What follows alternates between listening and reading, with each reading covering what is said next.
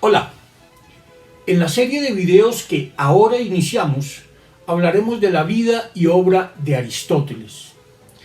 Serán videos introductorios a su filosofía que no pretenden sustituir la lectura directa de sus escritos.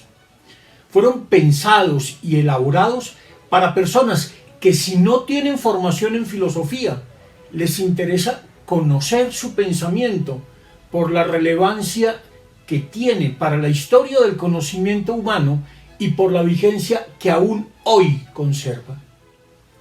Quien se acerca al pensamiento de Aristóteles por primera vez seguramente se estará preguntando por qué ocuparnos de él. ¿Qué tiene que ver con cada uno de nosotros, con ustedes y conmigo mismo, alguien que vivió hace más de 20 siglos en una región olvidada de Grecia? ¿Qué tiene que decirnos alguien que vivió hace tanto tiempo y tan lejos con lo que nos pasa hoy y aquí, en el siglo XXI? ¿Qué puede aportarnos alguien que ni siquiera conoció la Internet y el coronavirus para la comprensión del mundo en que vivimos? Además, pensarán algunos, Aristóteles es un importante filósofo, pero seguramente, como otros filósofos, debe ser una persona aburrida y confusa. ¿Acaso no ha sido identificado tantas veces con aquel que hizo de la razón el rasgo definitorio de la vida humana? Y no habrá de ser por ello mismo alguien con una cara adusta, un rostro serio y muy poco sentido del humor.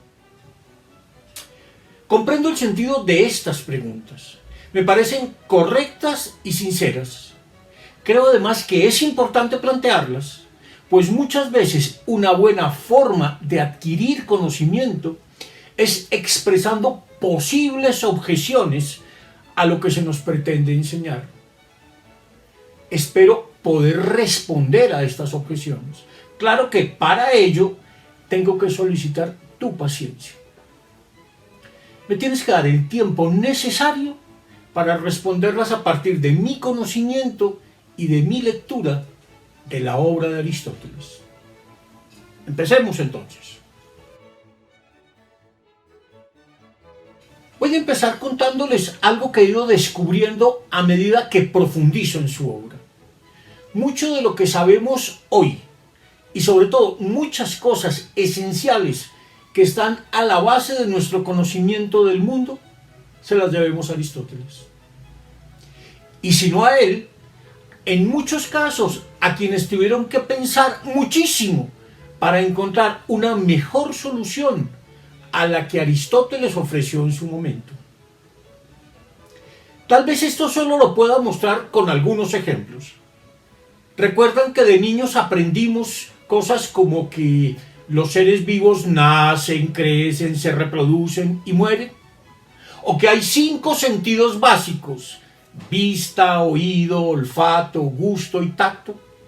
Pues bien, quien formuló primero eso de esa manera y lo argumentó fue Aristóteles, en sus estudios de biología y en una de sus obras más importantes, su Tratado del Alma. Ustedes dirán, ¿y esto qué tiene que ver con nosotros? Muy bien, muchas cosas que aprendimos desde niños, como los ejemplos que acabo de poner y que encontramos tan a menudo en los libros de ciencias naturales de los primeros años de la educación primaria, fue formulado inicialmente y fue desarrollado posteriormente en términos planteados por Aristóteles. Buena parte del saber que tenemos sobre la vida y la naturaleza en general se construyó sobre un sendero abierto por él. Siempre he querido investigar qué tan cierta es esta intuición. Quisiera saber cuántas cosas de las que yo mismo aprendí en la infancia se las debo a Aristóteles. Más de una vez, al leer ciertos pasajes de su obra, me he encontrado con que nociones muy básicas para nuestra comprensión del mundo fueron elaboradas por primera vez en sus escritos. Un ejemplo concreto de ello es el siguiente. Recuerdo que cuando cursaba el cuarto o quinto grado, se me explicaba la diferencia entre mezcla y combinación. Una mezcla es la reunión de un conjunto de cosas sin que tales cosas entren en interacción. Se me ponía el ejemplo en donde se metían en un costal un libro, un zapato y otras cosas, que luego se retiraban y ninguna de ellas se transformaba. Una cosa muy distinta ocurre cuando se ponen a interactuar cosas que dan lugar a otras cosas, como cuando echamos en una olla agua, papas, carne y otros alimentos. Ya no podremos retornar a los elementos iniciales, sino que tendremos la combinación de todo eso, una sopa que en Colombia llamamos sancocho. Aquí ya no hay mezcla, sino combinación. Utilizando otros términos, los propios de su época, Aristóteles hizo ya esta una de las distinciones claves de la ciencia natural, e hizo también muchas otras. Las distinciones que hacemos, por ejemplo, entre un sustantivo, un adjetivo y un verbo, tienen su origen en las categorías lógicas de Aristóteles. No menos cierto, además, es que todavía hoy seguimos distinguiendo entre aquello que es sustancial y aquello que es accidental, o entre materia y forma. Las distinciones aristotélicas están a la base del modo como pensamos el mundo. Nuestra mente ha sido modelada a partir de nociones inventadas por Aristóteles. Esto no lo suelen reconocer los que no se interesan por el modo como se van gestando las ideas. Un gran filósofo del siglo XIX, el norteamericano Charles Sanders Peirce, el padre del pragmatismo, entendió muy bien que Aristóteles había moldeado nuestra mente a lo largo de los siglos. Así lo dice en uno de sus escritos. Aristóteles edificó sobre unos conceptos escogidos muy ampliamente, tales como materia y forma, acto y potencia, y es vago y tosco en sus esbozos, pero sólido, inamovible, y no se le puede minar con facilidad. Desde entonces el aristotelismo se balbucea en todo jardín de niños. El sentido común inglés es enteramente peripatético, y los hombres ordinarios viven tan completamente dentro de la casa del estagirita que todo lo que ven fuera, a través de las ventanas, les parece incomprensible y metafísico. Lo que insinúa Peirce es muy claro. Nuestra mente ha sido formada a partir de conceptos de clara raigambre aristotélica, y nuestra cultura está moldeada sobre las nociones metafísicas de Aristóteles. No pretendo decir que Aristóteles lo haya descubierto todo, y ni siquiera que todo lo que descubrió sea cierto, o menos aún, que nunca se haya equivocado. Aristóteles no sabía muchas cosas que solo se descubrieron muchos siglos después de él. No sabía, por ejemplo, de la cantidad de astros que hay en el universo, porque ni siquiera contaba con un telescopio para observarlos. Tampoco conocía las leyes del movimiento rectilíneo o de la dinámica de los fluidos, que se descubrieron siglos después de su muerte. Menos aún sabía de la existencia de seres microscópicos, ni tenía cómo explicar las pandemias de su tiempo, porque ni siquiera existía en su época la idea de una vida microscópica. Por otra parte, muchas de las cosas que descubrió, las descubrió de un modo todavía imperfecto, y solo fueron completadas o corregidas mucho tiempo después por muchos otros investigadores. Veamos algunos ejemplos. Aristóteles hizo una descripción bastante completa para su tiempo de la anatomía y comportamiento de muchos animales, como cualquiera puede comprobarlo leyendo su Historia de los animales. Esta obra fue por mucho tiempo el modelo básico de ciertas enciclopedias del reino animal que fueron más o menos comunes entre los autores romanos.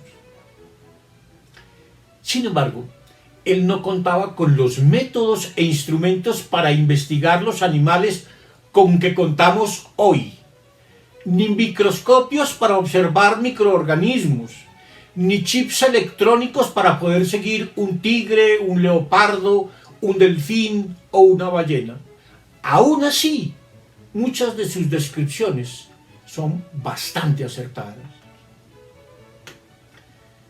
Aristóteles hizo también la primera gran clasificación del reino animal, que estuvo vigente por muchos siglos y que solo se llegó a superar con los grandes taxonomistas modernos, como Linneo o Cuvier, o con la teoría evolucionista de Darwin. Estos naturalistas contaban con instrumentos más poderosos y con mejores bases teóricas, y por ello sus clasificaciones son mejores, pues se basan en los descubrimientos de la genética o de la teoría de la evolución, que Aristóteles no solo no conoció, sino que le resultaban totalmente extraños. A pesar de ello, muchas de sus observaciones fueron correctas, como por ejemplo, que había mamíferos marinos, como las ballenas y los delfines. Por supuesto, Aristóteles también cometió muchos errores. Y es lógico que así sea, pues ¿quién no ha cometido errores? Errare humanum est, dice el viejo proverbio latino. Aristóteles no tenía las mejores fuentes, pues no vivió en una época en que pudiera consultar grandes bases de datos o grandes bibliotecas. Y para averiguar ciertas cosas, por ejemplo sobre los animales, debía creer en el testimonio de personas como los cazadores, los pescadores y los viajeros, pues él no podía observarlo todo de forma directa.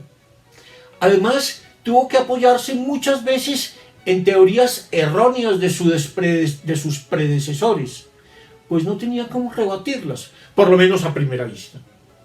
Incluso lo que se nos presenta como evidente resulta a veces engañoso.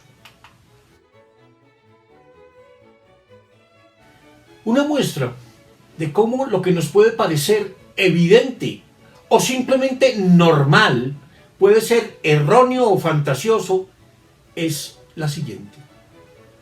Si dejamos comida al aire libre y sin protección ninguna, muy seguramente al poco tiempo tendremos nuestra casa invadida de cucarachas y ratones.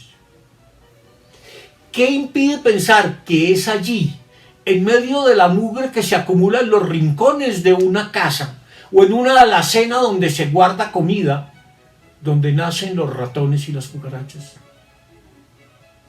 En principio nada.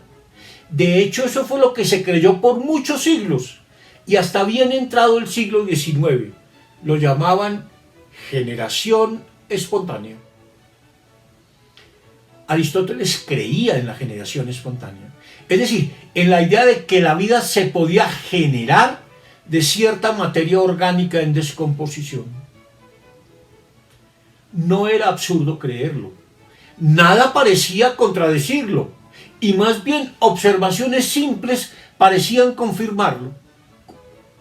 Basta con que haya frutas o carne en descomposición para que de inmediato aparezcan moscas, gusanos u otros insectos. Y esto no solo lo creyó Aristóteles, sino científicos tan importantes de siglos posteriores como Descartes o el propio Isaac Newton.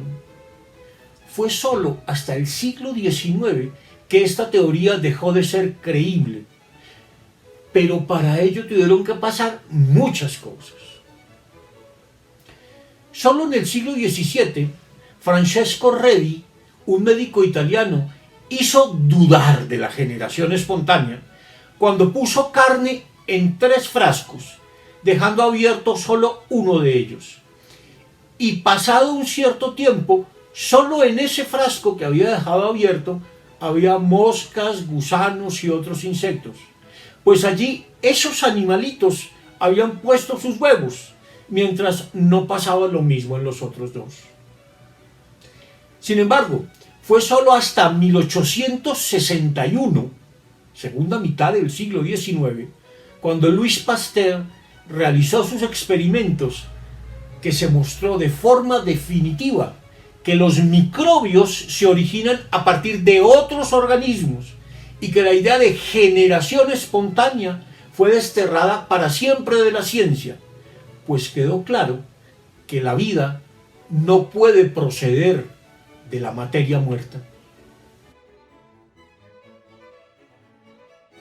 La ciencia de Aristóteles, por no decir aún nada de su sabiduría, pues la sabiduría es más que ciencia, la ciencia de Aristóteles nos sorprende no solo por su profundidad, sino por su extensión. Puesto que la profundidad de un saber solo se puede percibir por el contacto directo con sus obras, me limitaré a hablar aquí de la extensión de los conocimientos aristotélicos. Aristóteles era un hombre que dominaba de forma bastante precisa todo el saber de su tiempo. Sabía de todo y escribió sobre casi todo. Hay, sin embargo, 2 temas sobre los cuales escribió muy poco o casi nada: medicina y matemáticas. Pero no porque las desconociera. Conocía bien la medicina de su tiempo, pues se crió en un ambiente médico y sus padres eran médicos. Tampoco era un ignorante en matemáticas. No podía serlo una persona que pasó 20 años en la Academia de Platón aprendiendo al lado de los mejores matemáticos de la época y discutiendo a diario con ellos. Aristóteles investigó y escribió sobre todo lo demás. En su obra encontramos de todo: lógica, física, química, astronomía, biología, psicología, metafísica, ética, política, estética, teoría de las emociones, etc.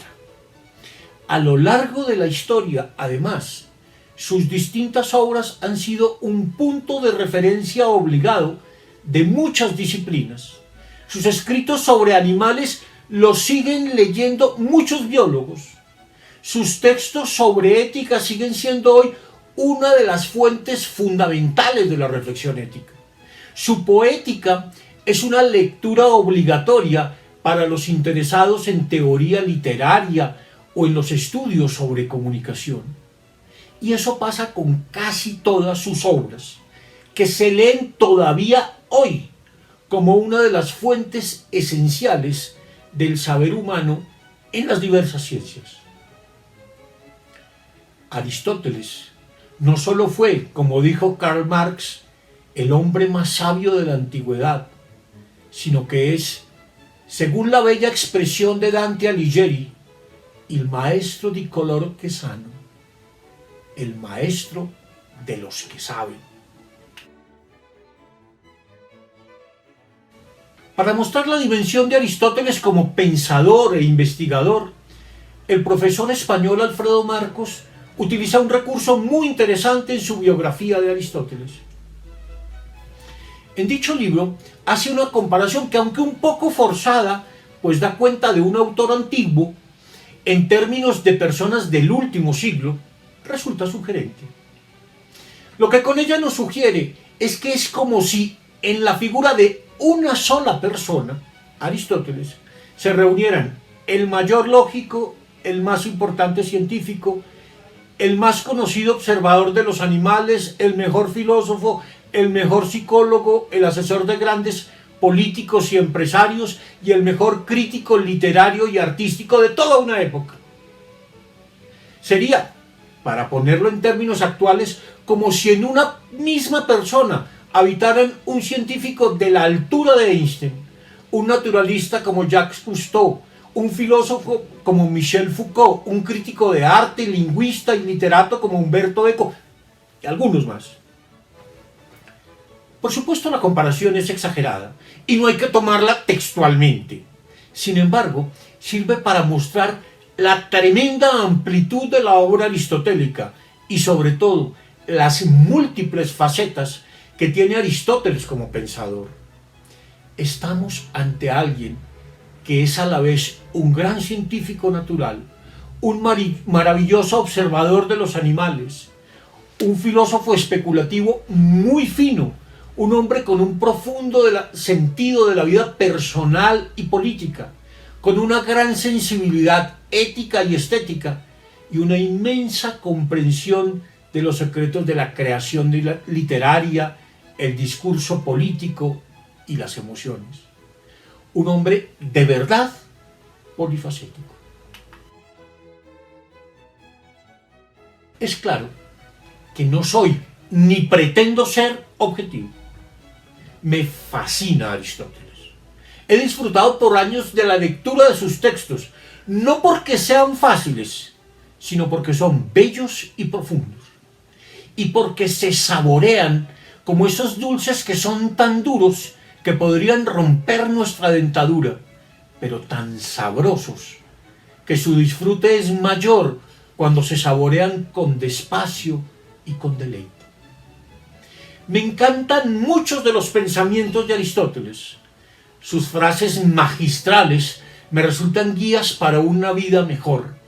Admiro la sensatez de su pensamiento, su inmensa apertura y la pluralidad de sus perspectivas, su sentido común, su capacidad para comprender las emociones y comportamientos humanos, su capacidad para ayudarnos a entender las circunstancias concretas en que vivimos hoy. Mucho de lo que Aristóteles piensa me resulta tan actual que no parece que lo hubiera dicho un hombre griego de hace 24 siglos, sino un habitante de este siglo XXI.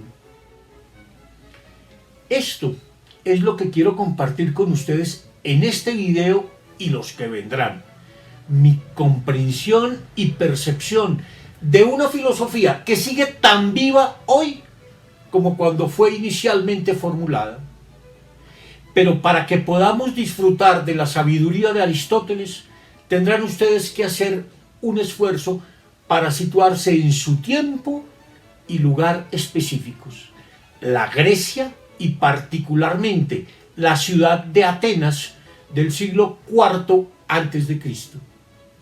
Tendrán que familiarizarse además poco a poco con su lenguaje, incluso con ciertos términos en griego que expresan muy bien el pensamiento de Aristóteles y que muchas veces no tienen una traducción exacta en nuestra lengua.